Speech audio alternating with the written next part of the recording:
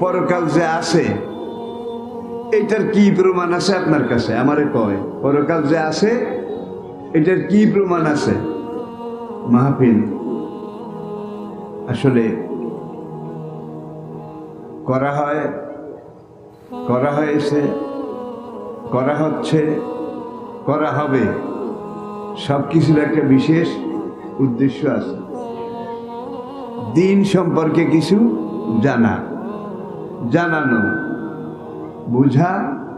বুঝানো, এটাই মাহফিলের মূল উদ্দেশ্য।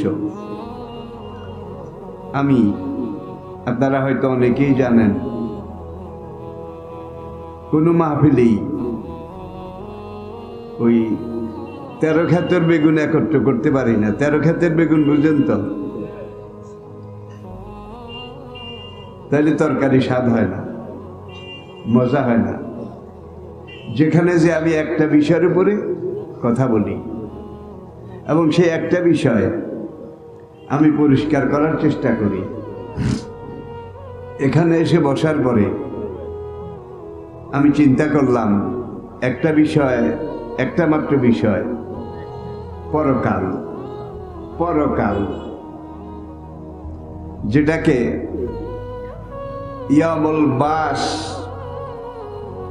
পুনরুত্থানের দিন, ইয়ামুল জাযা, এই দুনিয়ায় যেটা করছেন, যা কিছু করছেন এর যা প্রতিফল যেদিন দেওয়া হবে সেই দিনটাকে বলা হয় ইয়ামুল তাকা, ইয়ামুল জামান, ইয়ামুল তাগাবুন। কোরআনে আল্লাহ দেখেন কত রকমের শব্দ বাক্য, যেটাই ব্যবহার করেছেন মূল কথা কিন্তু এক। ওই দিন, যেই দিন এই জীবনের পুরো কাজকর্ম নিয়ে আদম থেকে কিয়ামত পর্যন্ত যত মানুষ আল্লাহ পাক সৃষ্টি করেছেন সবাই হাসরের ময়দানে আসামি হয়ে আল্লাহ পাকের দরবারে দাঁড়াতে হবে। এটাকে বিশ্বাস করেন? পরকাল আছে না নাই, এটা নিয়েও কিছু মানুষ সন্দিহান, এমনকি আল্লাহকে পর্যন্ত মানে না। এমন মানুষ আছে না নাই? আছে।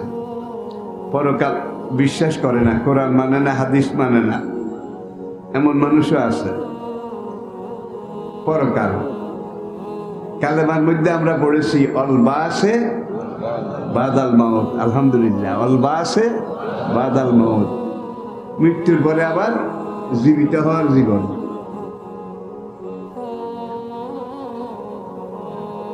জাপানের রাজধানী টোকিও, সেখানে আমি যখন দাওয়াতে গেলাম, নারিতা আন্তর্জাতিক বিমানবন্দর, কেন্দ্রীয় বিমানবন্দর, জাপানি মানুষগুলো অধিকাংশ বৌদ্ধ। তার পাশে সাউথ কোরিয়া, তারাও বৌদ্ধ। তো দেখলাম যে যদিও বৌদ্ধ কিন্তু তারা ভদ্র, ম্যান অফ কার্টেসি, খুব ভদ্রভাবে কথা বলে, আওয়াজ ছোট ছোট, চিল্লাচিল্লি নাই। সূরা লোকমান আল্লাহ পাক বলছেন ইন্না আনকারা লাসওয়াতে লাসাউতিল হামির, দুনিয়ার মধ্যে সবচেয়ে কর্কশ আওয়াজ হলো গাধা। কি? সুতরাং কথা বলতে হবে ধীরে ধীরে, আস্তে। আবার এত আস্তে বলা যাবে না, যাকে বলছেন সে শুনলই না। আবার এত জোরে বলা যাবে না, যেটা তার কানে গিয়ে আঘাত করে। আবার হাঁটার ব্যাপারে দেখুন, অক্সেদ ফি মাসিয়েকা, তুমি যখন পথ চলবে মাঝামাঝি কায়দায় হেঁটো, এত জোরে হেঁটো না তোমার ডায়নামাটা গরম হয়ে যায়। বুকের পালপিটিশন ধুকধুকি বেড়ে যায়। আবার এত ধীরে হেঁটো না, স্টেশনে গিয়ে গাড়ি ফেল হয়। দেখছেন কারবার কত সাইন্টিফিক, কত যৌক্তিক। আওয়ানুম বাইনা যালিক, নবী কথা বলতেন আস্তে আস্তে। আবার যে কথার গুরুত্ব বেশি, একটা কথা 3 বার পর্যন্ত বলতেন, 3 বার। এটাকে আরবিতে বলা হয় রিপিটেশন। রিপিটেশন বাংলা ভাষায় বলা হয় একই কথার পুনরাবৃত্তি। পুনরাবৃত্তি। আর আরবি ব্যাকরণে এটাকে বলা হয় তাকিদ। তাকিদ, তাকিদ তো বুঝেন? মনে করেন আপনি খুব পানখোর, খাওয়া ভালো না মন্দ এটা আমি বলছি না, খুব পানের অভ্যাস, একবারে পান সুপারি চুন জর্দা সব একত্র করে খান। গত বাজারের আগে চুনের যেটা কৌটা ঘট চুন শেষ হয়ে গেছে, এখন আবার বাজার আসবে 3 দিন পরে, মার্কেট ডেট, বাজারের তারিখ। এই 3 দিনে চুনের ঘট 3 বার ধুইয়া খাইছেন, জিহ্বা মুখ সব ক্ষত হয়ে গেছে। আজকে বাজারের দিন, আপনি বাজারের ব্যাগটা নিয়ে আপনার বেগমকে জিজ্ঞাসা করেন বাজার থেকে কি আনা লাগবে। বেগম বলে চুনের কথা মনে রাখবেন কিন্তু চুন। এরপরে বলে কপি আনবেন, মূলা আনবেন, শিম আনবেন, এটা ওটা আগর মগর কারজান চাগে এগুলো আনবেন। এই সদার তালিকা শেষ করার পরে আবার বলে চুন আনবেন কিন্তু চুন। এই হলো 2 বার। আপনি ব্যাগ হাতে করে বাজারের দিকে যাচ্ছেন, আপনার বেগম আবার 4-5 বছরের একটা বাচ্চা, তাকে বলে দৌড় দে, তোর বাবারে চুনের কথাটা আবার মনে করাই দে। ওই বাচ্চা পেছন থেকে ডাকে বাবা বাবা, আব্বা আব্বা। আপনি থামলেন, এখন বাচ্চার কথার ভঙ্গি দেখেন, আব্বা আম্মা বলেছে, অবশ্যই মনে করে বাজার থেকে চুন আনবেন, চুন চুন চুন। বাচ্চাটাও 3 বার কইল নাকি? আল্লাহু আকবার। দেখেন আরবিতেও এই নিয়ম আছে, ইংরেজিতেও আছে, বাংলাতেও আছে, অন্যান্য সব ভাষায় আছে। যাকে কথাটা বলা হয় তার মনে যেন কথাটা গেঁথে যায়, ভুল টুল না হয়। তো নারীতে এয়ারপোর্টে নামলাম, এখন ভিআইপি লাউঞ্জে জাপানি সাংবাদিকেরা আমাকে নিয়ে গেল। সেখানে হালকা চা কফি এগুলো আনলো। এরপর একজন সাংবাদিক, আমি আসলে জানি না, ও যে করে কট্টর নাস্তিক, আমার তো জানার কথা না। এখন সে আমাকে বলে, honourable Maulana, who are you? সম্মানিত মাওলানা সাহেব আপনি কে? আমি বললাম I am Lutfur Rahman. What is your occupation? আপনার কাজ কি? আমি বললাম I am a tourist, also I am a religious teacher. আমি একজন পর্যটক, উপরন্তু আমি একজন ইসলামের ধর্মীয় নেতা। তখন সে বলে, আপনাকে আমি একটা মাত্র প্রশ্ন করব। আমি বললাম করুন, প্রশ্নের জবাব দেওয়ার জন্যই তো বাংলাদেশ থেকে এই পর্যন্ত এসেছি। তো সে বলে, আসলে মুসলমানরা যে পরকাল, পরকাল মরার পরের জীবন, জিন্দেগি বাদাল মৌত, এটা বলে, খুব তাকিদ করে। পরকাল যে আছে এটার কি প্রমাণ আছে আপনার কাছে? আমারে কয়, পরকাল যে আছে এটার কি প্রমাণ আছে? আমি বললাম, মাই ডিয়ার জেন্টলম্যান, পরকাল যে নাই সেটার কি প্রমাণ আছে আপনার কাছে? কতক্ষণ চুপ করে আছে, তারপরে বলে আছে কি নাই, আমি কোনোটাই। আমি বললাম মাই ডিয়ার জেন্টলম্যান, পরকাল যে নাই এটা আজ পর্যন্ত কতজন বৈজ্ঞানিক প্রমাণ করতে পেরেছে পরকাল নাই? যুক্তি দিয়ে প্রমাণ করে বুঝিয়ে দিয়েছে পরকাল বলতে কিছু নাই। কেন এরকম তো কাউকে পাই নাই। বললাম তাহলে পরকাল নাই এই কথা কোনো নাস্তিক, কোনো গবেষক, কোনো বিজ্ঞানী আজ পর্যন্ত পরকাল নাই এই কথা বলে নাই।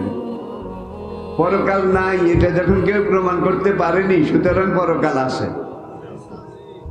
নাই প্রমাণ হইলে তো প্রশ্নের জায়গা। একজনও নাই এটা প্রমাণ করতে পারে নাই, সুতরাং আছে। শুধু আমাদের ইসলামে নয়, ওয়াইদা আদিন আখাহুম হুদা, কওমে আদের কাছে তাদের ভাই হুদকে আমি নবী করে পাঠিয়েছিলাম। কালা ইয়া কাওমে ইবুদুল্লাহ, হুদ আলাইহিস সালাম তার কওমের কাছে গিয়ে একটা দাওয়াতই দিলেন। ইয়া কাওমে, হে আমার কওম, হে আমার এলাকাবাসী, উবুদুল্লাহ, তোমরা একমাত্র আল্লাহর ইবাদত করো। মা লাকুম মিন ইলাহিন গায়রু, আল্লাহ ছাড়া তোমাদের কোনো ইলাহ, কোনো মাবুদ, কোনো খালেক, কোনো মালিক, কোনো রাজেক, কোনো সৃষ্টিকর্তা, পালনকর্তা, আইনদাতা, বিধানদাতা, জীবনদাতা, মৃত্যুদাতা আল্লাহ ছাড়া কেউ আছে?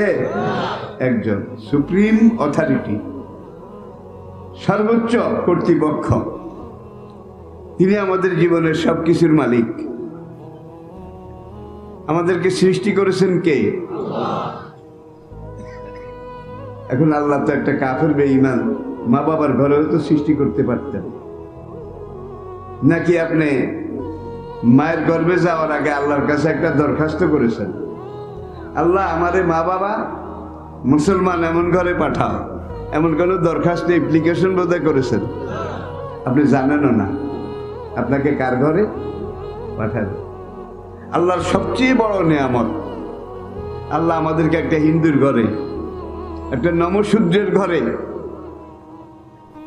একটা খ্রিস্টানের ঘরে পাঠাইতে পারতেন, কিন্তু আল্লাহ আমাদেরকে মুসলমানের ঘরে পাঠিয়েছেন। এই জন্য শুকরিয়া আদায় করা দরকার আছে কিনা বলেন? তাহলে আপনারাও জানতে। এরপরে আপনি জন্ম দুনিয়াতে এসেছেন, আসার পরে আল্লাহ বলে যে হামলুহু অফিসালুহু সালাসুনা সাহারা, যে বাচ্চা তোমার ঘরে জন্ম নিয়েছে এই বাচ্চাকে জন্মের পর থেকে 30 মাস, 30 মাস, কয় বছর? 2.5 বছর। ইমাম শাফি রহমতুল্লাহ আলাইহি এটাকে গ্রহণ করেছেন, যেহেতু কোরআন আয়াত। শাফি মাযহাবে বাচ্চারা দুধ খাবে 2.5 বছর।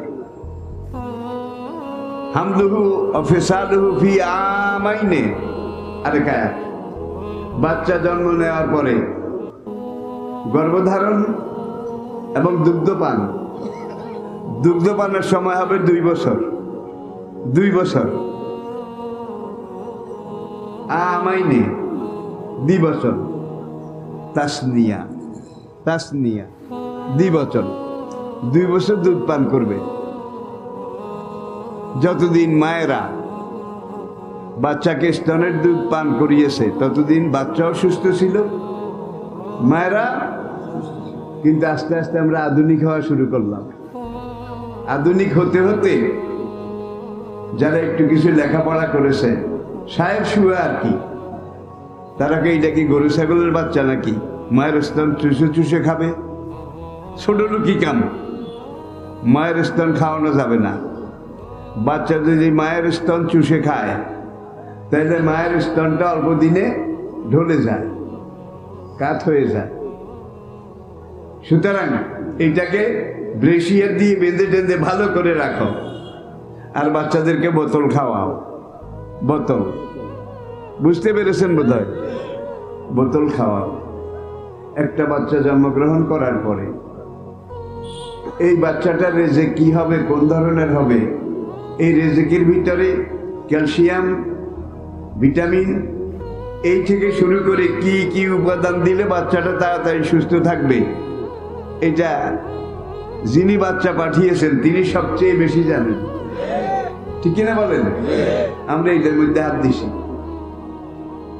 গ্রামের কথা কিন্তু আলাদা, শহর বন্দরের খবর নেন। যারা আমাদের পরিচালক হুমরা সোমরা, যারা তথাকথিত ডক্টর, মাস্টার, ম্যানেজার, অ্যাডমিনিস্ট্রেটর, বিশেষ অজ্ঞ, কি বিশেষ অজ্ঞ, তারা বলে যে এইভাবে মৌলবিয়ানা কাজ, বাচ্চাদের দুধ খাওয়ানো যাবে না, বাচ্চারে বোতল খাওয়ায়।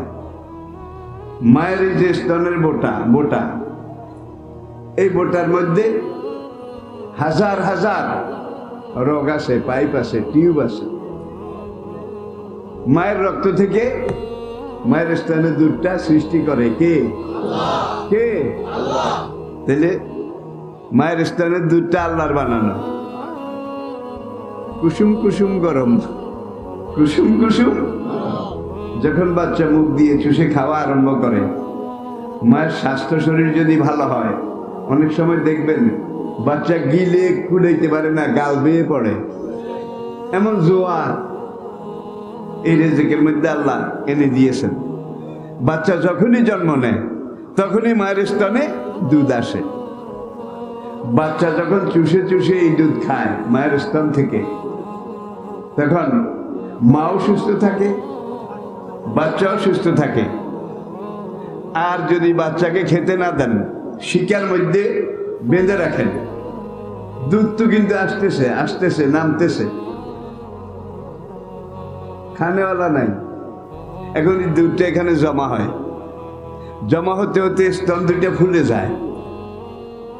ফুলে যাওয়ার পরে এই স্তনের উপরে প্রত্যেকটা রোগের মধ্যে পরবর্তীতে আসার জন্য দুধ অপেক্ষা করে। এটা তো ভরা, বাচ্চারে খাওয়ায় না। এই জমা দুধটা এখানে জমে জমে দুধটা প্রথমে নষ্ট হয়। নষ্ট হওয়ার পরে এখানে ওই রগের ভিতরে দুধটা পৌঁছে যাওয়ার পরে প্রত্যেকটা রোগের মধ্যে ক্ষত আলসার সৃষ্টি হয়। দুন্দুলের জালির মতো রোগ, দুন্দুলের জালির মতো, এত বেশি রোগ। বাচ্চা যখন খায় না, বাচ্চাকে খেতে দেয় না, তখন এখানে দুধ জমা হতে হতে স্তরটা ফুলে ব্যথা হয়। এরপরে পাকে, যখন পেকে যায় তখন পৌঁছে একটা রোগের সাথে আরেকটা রোগ মিলে যায়। মিলে যাওয়ার পরে স্তনটার এক কিনার শাখা হয়ে যায়। এটাকে চিকিৎসা বিজ্ঞানীরা বলছে breast cancer. Breast cancer, cancer have no answer.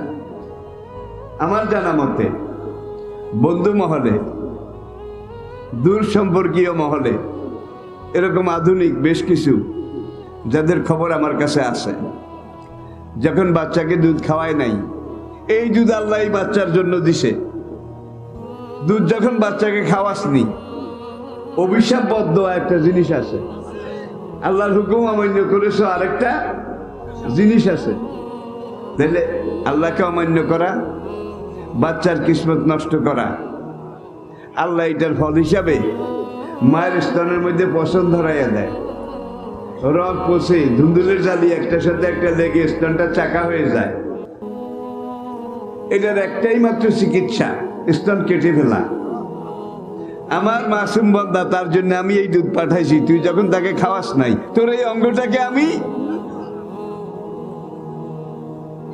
স্তন ক্যান্সার, কারো অর্ধেক যেটা শক্ত হয়েছে আর কি, এটা কেটে ফেলার পরে ওই দিকে যেটা অবশিষ্ট সেইটাও শক্ত হয়ে যায়। আর ক্যান্সার এমন এক জিনিস, এটা এইসব জায়গায় হলে ভালো হয় না। কিডনিতে, লিভারে,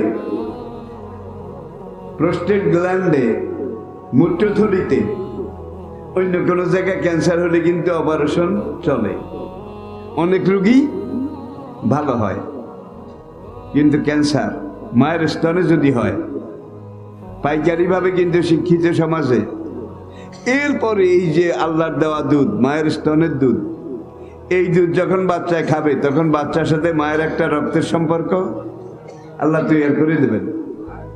ঠিক মতো দুধও খাওয়ায় নাই, কিছুও খাওয়ায় নাই। এখন ছেলেকে জায়গা জমি বেছে লেখাপড়া করিয়েছে, ছেলে এখন উচ্চ পদে আছে, ওসি, ডিসি, অ্যাডমিনিস্ট্রেটর, ম্যানেজার, ঢাকাতে সরকারি ফ্ল্যাট, সেখানে থাকে।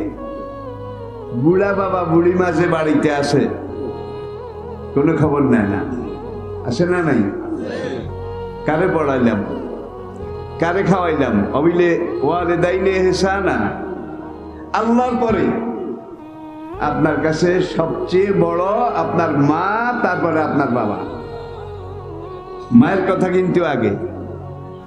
অবিল ওয়ালিদাইনে ইহসানা, এই আয়াতটা সামনের দিকে বাংলা তাফসীর দেখে পড়ে নিলে আপনিই ওয়াজ করতে পারবেন, আমাদের করা লাগবে না। কত সুন্দরভাবে আল্লাহ রাব্বুল আলামিন বুঝিয়ে দিয়েছেন। এই লাইনে কথা বললে বাকি লাইন থেকে যাবে। আবার আমরা আসুন গোড়াতে যাই, তাহলে পরকাল আছে। সব নবীর দাওয়াত, ইয়া কাওমে ইবুদুল্লাহ, হে আমার কওম তোমরা আল্লাহর ইবাদত করো। মা লাকুম মিন ইলাহিন, আল্লাহ ছাড়া তোমাদের কোনো ইলাহ, কোনো মাবুদ নাই। তোমরা আমার কথা মানো, যদি না মানো ইন্নী আখাফু আলাইকুম আযাবা ইয়াউমিন আযীম, সব নবীর কথা। যদি আমার কথা না মানো তাহলে ওই যে পরকাল, সেখানে কঠিন দিনে যে শাস্তি তোমাদের উপরে আসবে, আমি তোমাদেরকে এই ব্যাপারে সাবধান করছি। কামে আদ, তাদেরকে যখন হুদ আলাইহিস সালাম এই দাওয়াতটা দিলেন, দাওয়াত দেওয়ার পরে তারা নবীর দাওয়াত গ্রহণ করলো না। এই যুগে আমরা ওয়াজ করি। গত রাতেও সারা রাত আমি গাড়িতে ছিলাম, গত রাত পুরা রাত আপনাদের এই মাহফিলটা করার জন্য। সকালে রওনা করলে যদি কক্সবাজার থেকে একেবারে বাড়ি পর্যন্ত অনেক জায়গায় কিন্তু জ্যাম হয়, সময় হিসাব করে মিলানো যায় না। 2 দিন আগে বাড়ি থেকে ফজর পড়ে গাড়িতে উঠেছি, কক্সবাজারে পৌঁছেছি 8 ঘন্টা, 8 ঘন্টা। আর কালকে রাত্রে আসছি 5 ঘন্টায়। এই লাভ, এইটা লাভ। রাতে যানজট থাকে না, ঝামেলা থাকে না। তা আসলে বয়সের সাথে এখন আর এই মাহফিল বলেন, এটা বলেন, পরিশ্রম বলেন, এগুলো যায় না। ওয়াজ করি এই ফেব্রুয়ারিতে, সামনের এই ফেব্রুয়ারিতে 57 বছর শেষ হবে ওয়াজের বয়স। অনেক মানুষ এত বছর হায়াতও পায় না, ঠিক কিনা?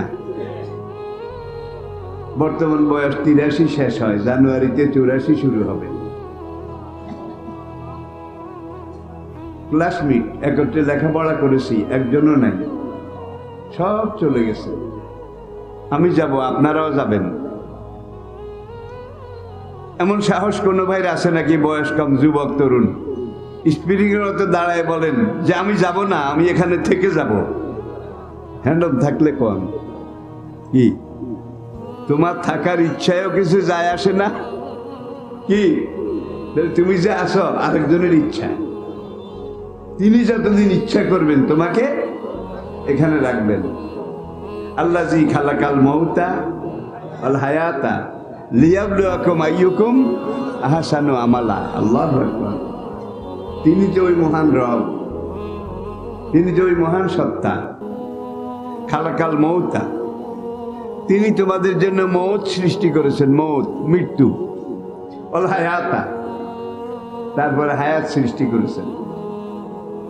আমরা তো দেখি এখন আমরা হায়াতে আছি নাকি, জীবিত আছি। হায়াত শেষ হইলে মৌত আসবে। তাহলে আমরা দেখি আগে হায়াত পরে মৌত, কিন্তু আল্লাহ বলছে খালাকাল মৌতা আল হায়াতা, আগে মৌত তারপরে হায়াত। খুব চিকন কথা, আর কোরআনের কোনো কথা দোহাই আল্লাহর মনে করবেন না এটা খুব কঠিন, আমার জন্য বোঝা সম্ভব নয়, এটা মনে করবেন না। সূরা কামার 29 পারা খুলে দেখুন। ওয়ালাকাদ ইয়াসসারনাল কুরআনা লিযিকরি ফাহাল মিন মুদ্দাকির। আর নিঃসন্দেহে ইয়াসসারনা, আমি আল্লাহ সবচেয়ে সহজ করেছি আল কুরআনা, এই কোরআন, লিযিকরি, যারা কোরআন পড়তে চাও কোরআন পড়া সবচেয়ে সহজ করে দিয়েছি। ওয়ালাকাদ ইয়াসসারনাল কুরআনা লিযিকরি ফাহাল মিন, এই কোরআন যারা মুখস্থ করতে চাও, কোরআন মুখস্থ করা আমি আল্লাহ সবচেয়ে সহজ করে দিয়েছি। ওয়ালাকাদ ইয়াসসারনাল কুরআনা লিযিকরি ফাহাল মিন মুদ্দাকির। আমার দেওয়া এই কোরআন একবার পড়ে যারা বুঝতে চাও, কোরআন বোঝা সবচেয়ে সহজ। ওয়ালাকাদ ইয়াসসারনাল কুরআনা লিযিকরি ফাহাল মিন মুদ্দাকির কয়বার? 4 বার। এই শেষবার বলতেছে এই কোরআন পড়ে বুঝে কোরআন অনুযায়ী যারা আমল করতে চাও, চলতে চাও, বলতে চাও, করতে চাও, কোরআনের উপরে আমল করে চলা বলা কলা কাজকর্ম সংসার জীবন সবচেয়ে সহজ। ফজরের নামাজটা পড়লেন, নামাজ তো ফরজ নাকি 7টার আছে কনসেশন? তাহলে কোরআনের কত আয়াত এই নামাজ।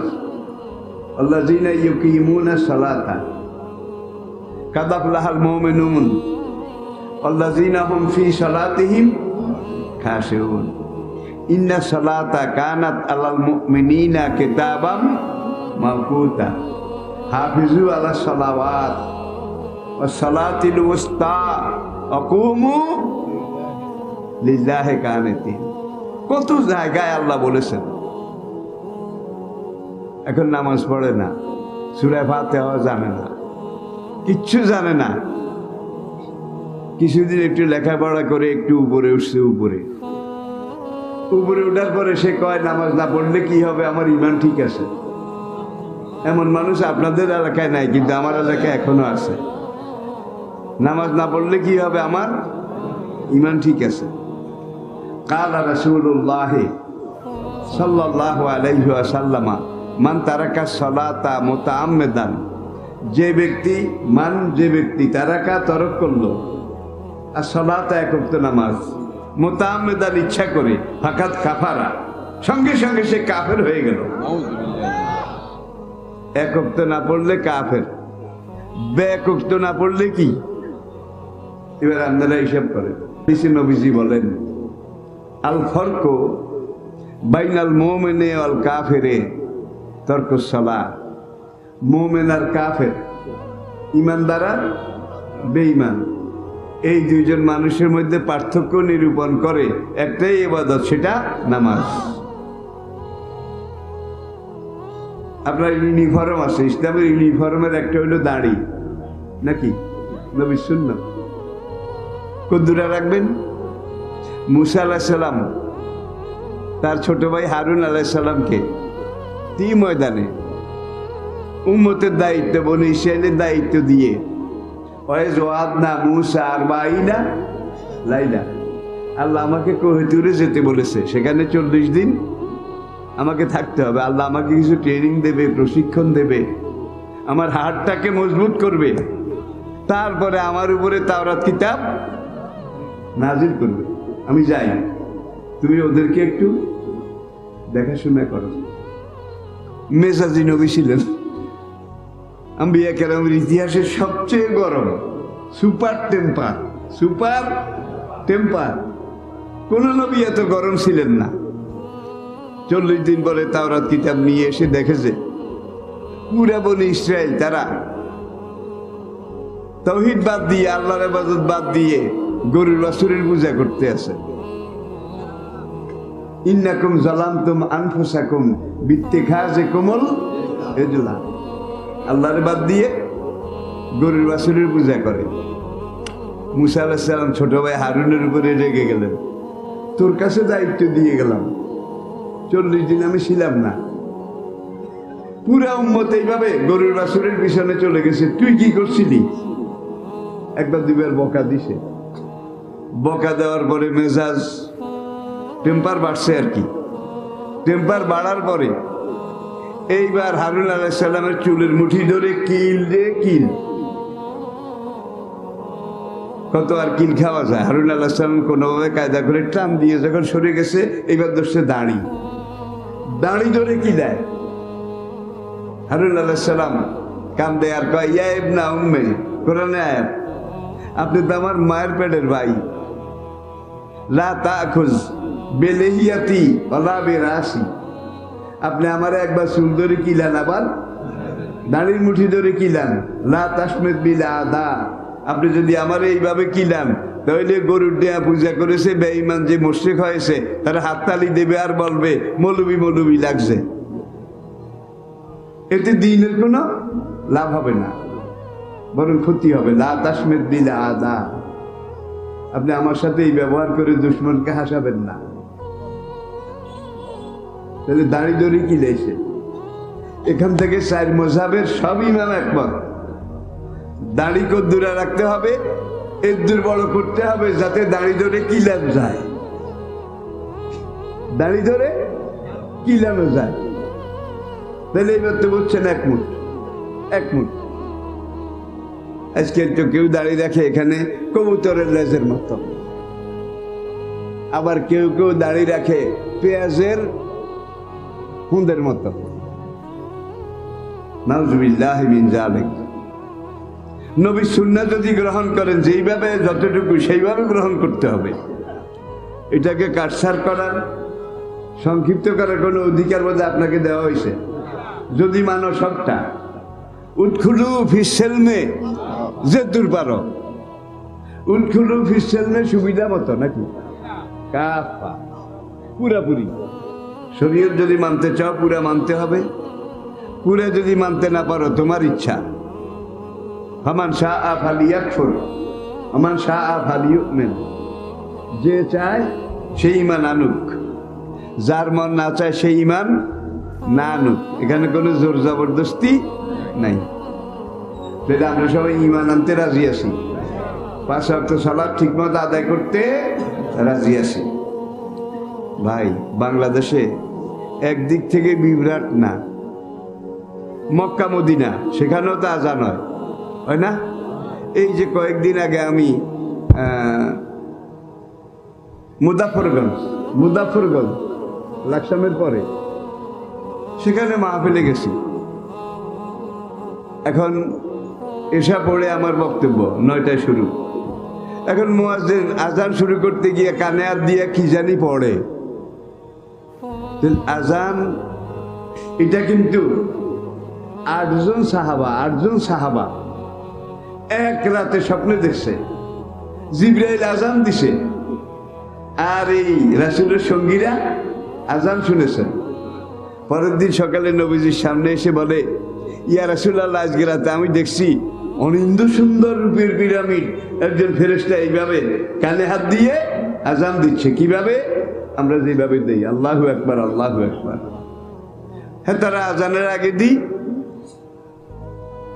কি জানি আরো কতগুলা কয়, আমাদের দেশে নাই।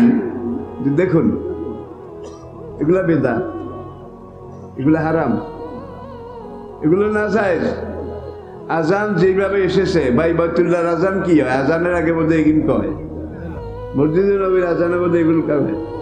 বাংলাদেশের কেন্দ্রীয় মসজিদ বাইতুল মুকাররমে, দক্ষিণাঞ্চলের কেন্দ্রীয় মসজিদ চট্টগ্রাম শাহী মসজিদ, কেন্দ্রের কোনোখানে নাই, সেগুলো ঠিক আছে। কিন্তু ওই গ্রামগঞ্জের ভিতরে কোনো জায়গায় তারা আজানের লেজ লাগাইছে। আবার একদল অতিভক্তি সুরের লক্ষণ, অতিভক্তি নবীজির নাম মোবারক।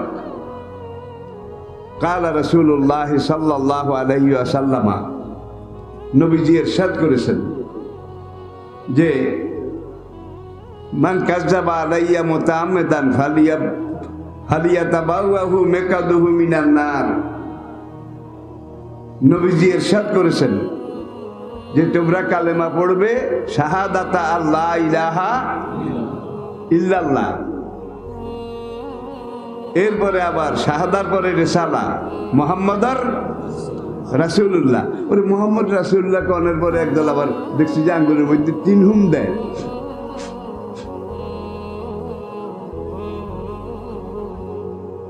অতিভক্তি সুরের লক্ষণ। খবরদার, ইসলাম যেটা যেখানে যতটুকু যেইভাবে এসেছে মানলে সেইভাবে মানা লাগবে। আজান কিভাবে এসেছে? ১,৫০০ বছর পর্যন্ত আজান ওরাফানা লাকা যিকরা। আজানের প্রথম হইল আল্লাহু আকবার, আল্লাহু আকবার, এরপরে হলো আশহাদু আল্লা ইলাহা ইল্লাল্লাহ, এরপরে আশহাদু আন্না।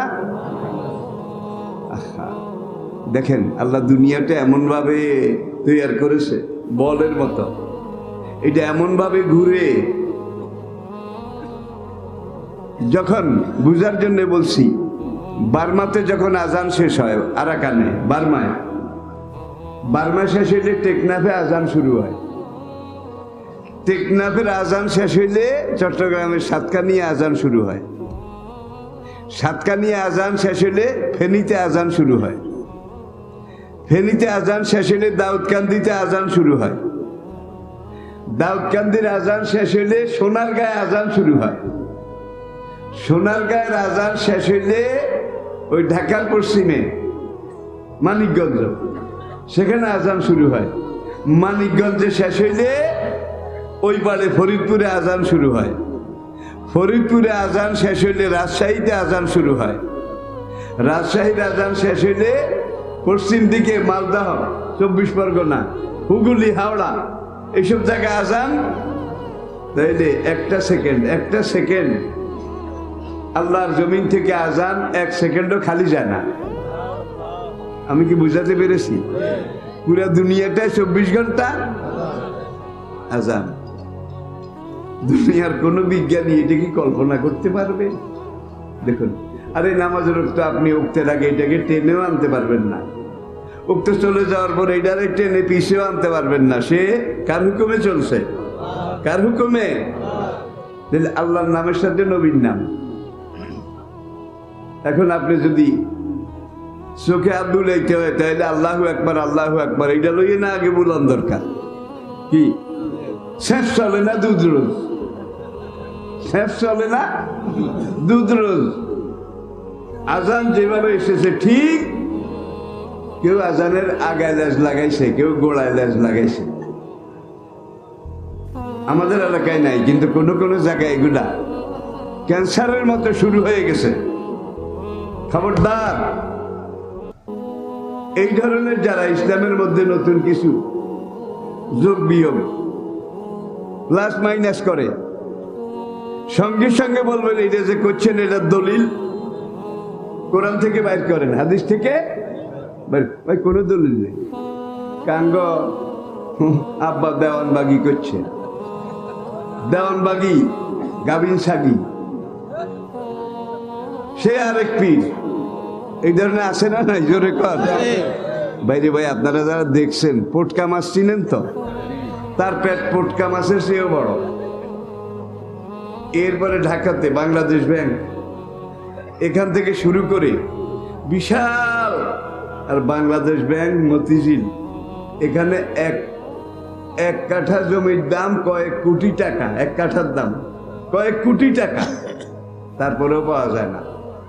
সে বিশাল এলাকা এগুলা কিনছে, কিনে সেখানে উটের খামার করেছে, উটের খামার করেছে। ফকিরাপুর বাবে রহমত কেউ দেখতে পারেন হয়তো। সেখানে যে কত দোকান, কত মার্কেট, কত crore crore crore crore billion million trillion টাকার সম্পদ, সারা জীবন কোরআনের কথা কইলাম, ইসলামের কথা কইলাম, একটা ঘর করতে পারলাম না। কি কিন্তু এই টাকা কে দেয়? ইবলিস আর ইবলিস পন্থীরা দেয়। ইবলিস পন্থীরা দেয়, ঠিক কিনা বলেন? নবীজির জীবন দেখেন, সাহাবায়ে কেরামের জীবন দেখেন। একজন সাহাবারও পেট বড় আসেন না।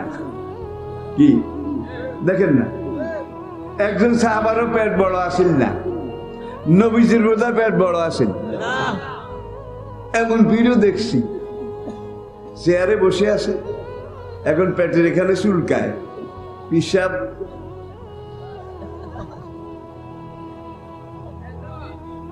পেট লাগবে না, আসে না? নাই? জোরে কন। এরপরে নামাজ রোজা। এমন পীরও আছে, আমরা জাহেরে নামাজ পড়ি না, আমাকে হুজুরও জাহেরে নামাজ পড়ে না, আমরা নামাজ পড়ি বাতেনে, আসে না? নাই? ঢাকা ঐতিহাসিক সোনারগাঁ, আপনারা চিনেন নাকি? সেখানে আমার তাফসির মাহফিল। এখন সেই এলাকায় আবার এক ল্যাংটা পীর আছে, গেরুয়া বেনামাজি। তো ওই এলাকাটারে ওরা একেবারে উই পোকার মতো খেয়ে ফেলেছে। আপনাদের মতো কিছু দিনদার দিনী ভাই, তারা আমাকে অনেক কষ্ট করে নিছে। এই পাগল সাইজ করতে হলে ওই হুজুরের দরকার। আমার নামও আছে, বদনামও আছে। আমি তাফসির মাহফিল করতেছি, মাহফিলের 12 আনা শেষ হয়েছে।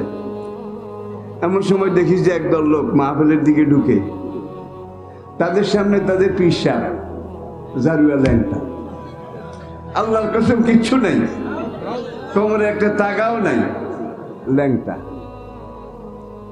আস্তে আস্তে আস্তে ওই পর্যন্ত আসলো। আমি বললাম, আপনারা কারা ভাই, আপনারা কি বলেন? আমাদের পীর সাহেব হুজুর আপনাকে কিছু প্রশ্ন করবে। ল্যাংটা আরো প্রশ্ন করবে।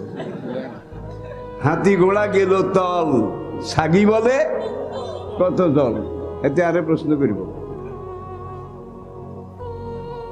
বিলাত যাইয়ে প্রশ্নের জবাব দিছি, জার্মানি, ফ্রান্স, সেসব দেশে, দুনিয়ার কত দেশে গেলাম, কত দেশ দেখলাম, শুধু এই কোরআনের বরকতে। এতে আমারে প্রশ্ন করব। এখন কয়, হুজুর একটু 5 মিনিট থামেন, আমাদের কিছু। আমি তো এক নজর চাই, আমি আসমানেও নাই, জমিনেও নাই, তার দিকে যে আরেকবার তাকাবো, এটা তো কোনো উপায় নাই। আগে ভাই প্রশ্ন 100 বার করিও, আমি প্রশ্নের জবাব দেওয়ার জন্য আসছি। আল হায়াউ শুবাতুম মিনাল ঈমান, নবী বলেছেন। আর কোরআন বলছে লিবাসুত তাকওয়া। কোরআন এমন পোশাক পরবে যাতে করে শালীন, তোমার শরীরটা মোটামুটি ঢাকা থাকে। আগে কাপড় পরে আসো।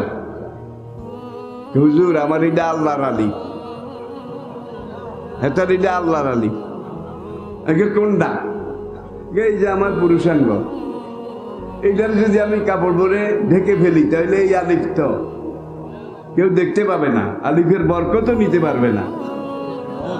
এই সময় ঝাড়ু দিয়ে পিটান দরকার ছিল হারামখোরকে। আগে কাপড় পরে আসো, তারপরে প্রশ্ন করিও। আমরা কোথায় গেছি দেখেন। আমি কি তোমার এটা কি? এইটা আল্লাহর আলিফ। আমি কি আলিফ বাতা পড়ছ? কয় হ। মুখস্থ আছে? কয় আছে। কি আলিফ বা তা? আমি কি আবার আরেক রকম বড় আছে, আলিফ খালি, বান দিছে 1 নক্তা, তার উঠবে 2 নক্তা। দেখছি এইটাও পারে। আমি বললাম তাইলে আবার বড় ভাই, আলিফ খালি, বান দিছে 1 নক্তা, তার উঠবে 2 নক্তা। আলিফ খালি, আলিফের কোনো নক্তা। কিন্তু তোমার এটা আল্লাহর আলিফ, আমি 100 বার মানি, কিন্তু নিচে 2 নক্তা। হুজুর এখন কি? সফর সঙ্গী খাদে মোশাররফ সঙ্গে সাংবাদিক। মোশাররফ আমার ওই হাত ব্যাগটা থেকে ছুরি ডালো, ছুরি। এইবার হারামজাদা এটা মুট করে দিচ্ছে এইভাবে। হুজুর ছুরি দিয়ে কি করবেন? আমি তোমার এই যে আল্লাহর আলিফ 100 বার মানি, কিন্তু আলিফের নক্তা আগে আমি ছুটাবো। হুজুর কাপড় পিন্দা আহি, দেখাইয়া কথা, কাপড় পিন্দা আহি। যা তাড়াতাড়ি। কতক্ষণ ধরে কাপড় পিন্দা আসছে, আমারও মাহফিল শেষ হয়ে আসছে। হুজুর কাপড় পিন্দা আসি। আমাকে খুব ভালো হয়েছে, অন্তত এক কদম হইল তো আগাইছ। ঠিক আছে, নামাজ পড়ো। কয় হুজুর পড়ি। আমি কিভাবে? রুকু সেজদা? না, মনের নামাজ পড়ো রে ম্যাম, মনের নামাজ। আবার এইভাবে একটা বাজায়, মনের নামাজ পড়ো রে মন, মনের নামাজ। আমরা মনে মনে পড়ি, আঙ্গ হুজুরাও পড়ে, আমরা মুরিদেরাও পড়ি। নামাজ তো মনে মনে আসে নাই। জিবরাইল নিজে প্রথম ইমামতি করে নামাজের ওয়াক্ত শিখাইছে। সাহাবায়ে কেরাম মুক্তা দিয়েছিলেন। প্রথম দিন জিবরাইল জোহরের আউয়াল ওয়াক্তে আসছে, এসে আজান দিয়ে ইমামতি করেছে। পরের দিন জিবরাইল জোহরের একেবারে শেষ ওয়াক্তে ইমামতি করেছে। সাহাবাগরে ট্রেনিং দেয়, দেখেন কি প্র্যাকটিক্যাল। এইভাবে 5 ওয়াক্ত, একদিন আউয়াল ওয়াক্তে, আরেকদিন শেষ ওয়াক্তে। পড়াই চড়াকে ইয়া রাসূলুল্লাহ, এই যে জোহর আউয়াল ওয়াক্ত আর আখের ওয়াক্ত, এই 2 জায়গার মাঝখানে সময় যেটা আছে পুরাটা জোহরের নামাজের টাইম। কি প্র্যাকটিক্যাল! আল্লাহ ইসলাম কিভাবে শিক্ষা দিয়েছে। আর এখন কয় হুজুর আমি কাপড় পরে আহি। কাপড় পরে এখানে আসা লাগবে না, মাহফিলের পর আমি খেতে যাব ডাক বাংলোয়, তুমি সেখানে আসো। কাপড় যখন পরছো আমার সাথে ভাত খাইও। আমি চিন্তা করছি এক ধার আগাক না। দেখলাম যে ভালো নতুন কাপড় একটা পরছে, জামা একটা গায়ে দিয়েছে, কোনখান থেকে টুপি একটাও লইছে। এইবার আমি তারে আমার সামনাসামনি টেবিলে বসাইলাম। আমি এই পাশে, আরো মেহমান আছে, সে ওই পাশে। খানা শুরু হচ্ছে। এখন খাওয়ার জন্য যখন সে মোরগ পোলাও, এখন যখন সে মোরগের রান লইছে মুখে দেবে, ভাই আমি টেবিলের উপরে টানা দিই, খাপ করি তার ডাইনার। হ্যাঁ, এখন সে মুখের দিকে উঠায়, আমি নিচের দিকে ঠেলি, যেন মোরগের রান মুখে না ঢুকে। কতক্ষণ জোরাজুরি করে, হুজুর আমারে খাইতে দেবেন না, আগে মনে মনে খাও, মনে মনে খাও, জাহেরে খাওয়ার দরকার নাই। নামাজ যেরকম বাতেনে পড়ো, খানাও মনে মনে বাতেনে খাও। হুজুর এইভাবে বাতেনে খাইলে তো শরীর বাঁচবো না। আগে সালাত রুকু সিজদা বাদ দিয়ে বাতেনে পড়লে তোমার রূহ বাঁচবে না। লোকটা সেখানে তওবা করেছে, পরে খবর নিলাম, আলহামদুলিল্লাহ এখন ভালো একজন মুমিন হয়ে গেছে। ভণ্ডামি বেশি দিন চলে না। এরকম বাতেনের নামাজ পড়ার মতো নামাজিও আছে কি না? যুবক তরুণ ভাই, তোমাদেরকে আমি সবচেয়ে বেশি ভালোবাসি। টেকনাফ থেকে তেঁতুলিয়া পর্যন্ত যেখানে যাই দেখি যে মাহফিলের প্রথম সারিতে যুবকেরা, মাহফিল ইন্তজাম করে যুবকেরা, ঠিক কিনা বলেন? তাহলে যেই দেশের যুবকেরা এইভাবে আগায়, সেই দেশে ইসলাম কায়েম হয় এবং হবে। ইসলাম ছিল, ইসলাম আছে, ইসলাম থাকবে। আপনারা কি বিশ্বাস করেন?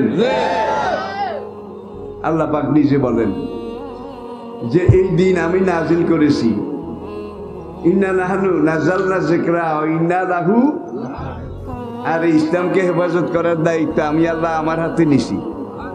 ফেরাউন চাইছিল ইসলামরে বিগড়াবে, নিজের মন মতো চলবে, চালাবে, আইন বসাবে। পেরেছিল? নমরুদ পেরেছিল? সাদ্দাত পেরেছিল? আবু জাহেল পেরেছিল? আল্লাহর পরিকল্পনা যেটা, সেটাই হয়, হচ্ছে এবং হবে। ঠিক কিনা জোরে কন? এই যুবক বয়সে আপনি যদি ঠিক মতো উযু গোসল তাহারাত পাক পবিত্রতা ঠিক রেখে 2 রাকাত সালাত আদায় করেন। আপনার বয়স যখন 50 পার হয়ে যাবে, 60-এর কোঠায় যাবে, সেই বয়সের 2 লক্ষ রাকাত নামাজ পড়লে যৌবনকালে 2 রাকাতের সমান হবে না।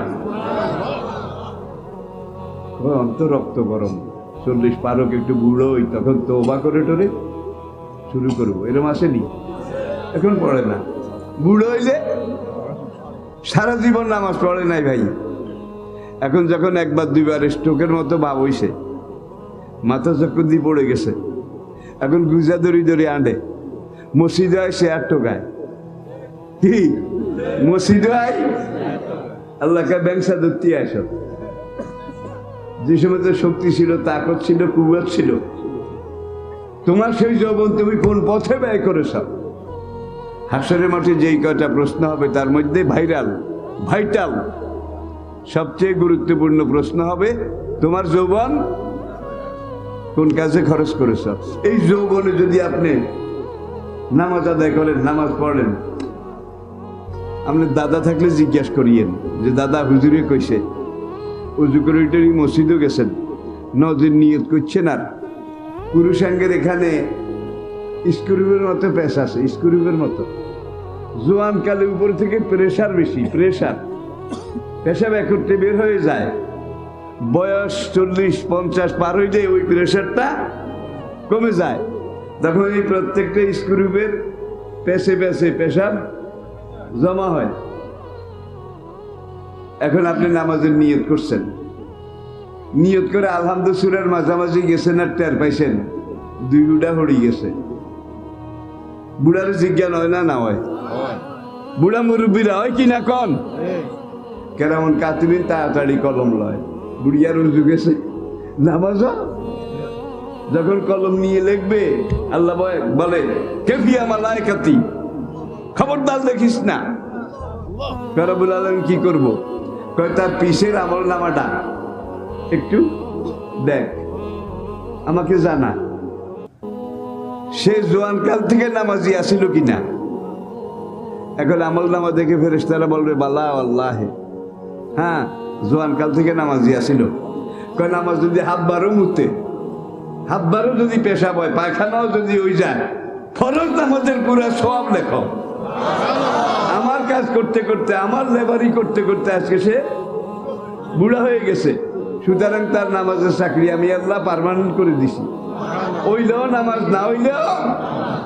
আর অপেক্ষা করছে বয়স একটু বাড়িয়ে, তুই যে শুরু করি মসজিদে শেয়ার টোকায় নিয়ত করছে, আর পেশা ভরে গেছে, বুড়া কালে গেছে। কেরামন কাতিবিন কলম উঠে জারুয়াত, নামাজও গেছে, অজুও গেছে। এখন আল্লাহকে খাতাটা একটু চা, ফেরেশতা খাতাগুলো দেখাইছে সব লাল দাগ, লাল দাগ, লাল দাগ। তখন আল্লাহ বলবে লানাতুল্লাহি আলাইক ও গাযাবুল্লাহি আলাইক, আমি আল্লাহর লানত তোর উপরে, আমি আল্লাহর গজব তোর উপরে। জোয়ানকালে নামাজ পড়ে আমাকে রাজি করাইতে পারস নাই, বুড়াকালে ব্যংসা ধরতে আস। চেয়ারে নামাজ পড়া না পড়া এটা নিয়েও টানাটানি। কেউ বলে হবে, কেউ বলে জায়েজ, কেউ বলে না জায়েজ।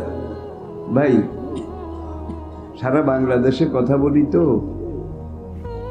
এই জন্য ওই আমাদের কথা একটু ব্রড, দিক পাশ বেশি। মসজিদে গিয়ে চেয়ারে নামাজ ওই ব্যক্তির জন্য দরকার যে ব্যক্তি নিজেই চিন্তা করবে আমি চেয়ারে বসে নামাজ পড়ার উপযুক্ত কিনা, সে নিজে সিদ্ধান্ত নেবে।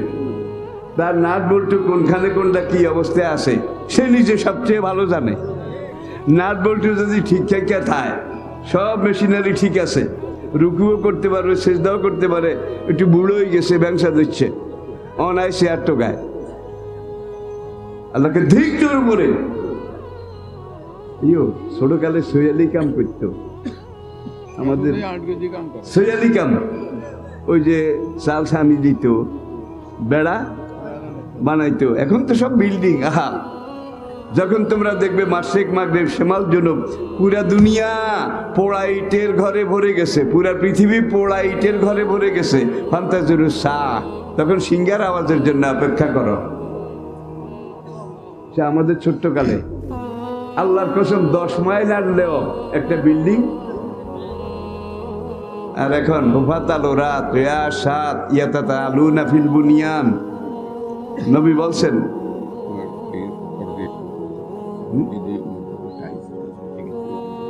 আমার আগে যে হুজুর আওয়াজ করছে হেতেন করে কিচ্ছেন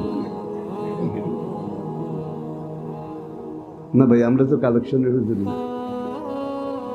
মসজিদের এইভাবে কালেকশন করা লাগে না ভাই, শুরু করি দেন। আল্লাহকে এইটারে পরিপূর্ণ করার দায়িত্ব আমার, এদের ভরসা আসেনি। আমি এই জানলে করে সিভি টিভি একটা রেলে মুসিবনের মতো কিছু লইলাম। ইয়ার হরে আবার একটা মাহফিল লইলে অনেকে আইতো না, হিয়ানো গেলে হুইশাল্লাই ধরব। মাহফিলের কালেকশন ভালো জিনিস না। এই মাহফিলকে উপলক্ষ করে door to door, person to person, ঘরে ঘরে যাবেন। এলাকায় কোনো প্রবাসী বিদেশি থাকলে মোবাইল নম্বর লইবেন, এআইডি।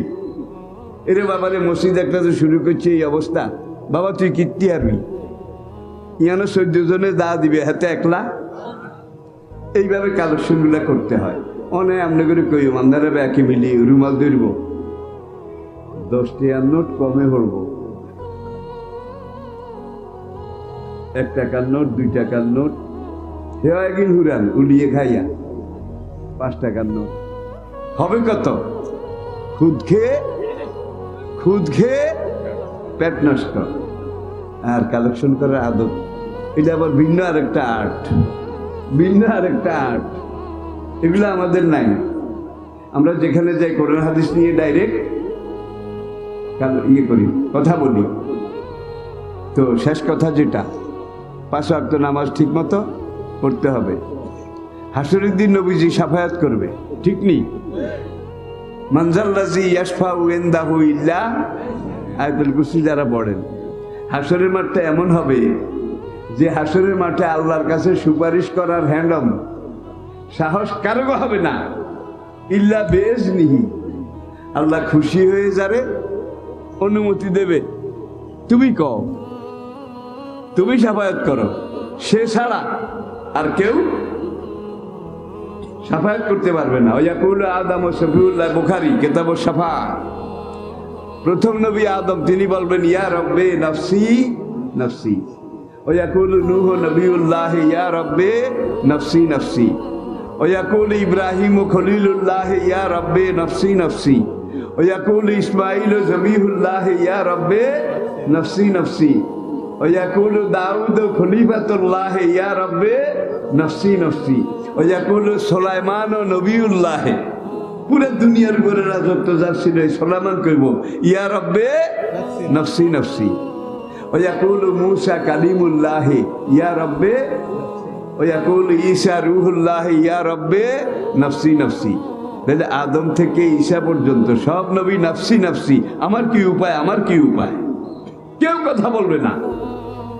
ইয়াউমা ইয়াকুমুর রূহু ওয়াল মালায়েকাতু সাফা, জিবরাইল পর্যন্ত শব্দ করার সাহস পাবেন।